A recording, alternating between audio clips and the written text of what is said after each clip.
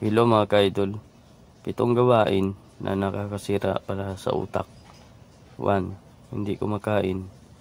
2. Laging nasa madilim. 3. Stress sa pamumuhay. 4. Nagtatrabaho kahit may sakit. 5. Laging kulang sa tulog.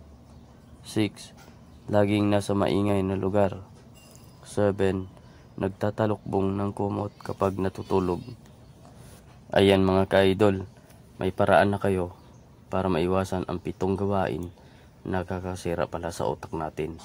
I-share mo na mga ka-idol kung nagustuhan mo yung video ko at para na rin malaman ng iyong pamilya at kaibigan mo.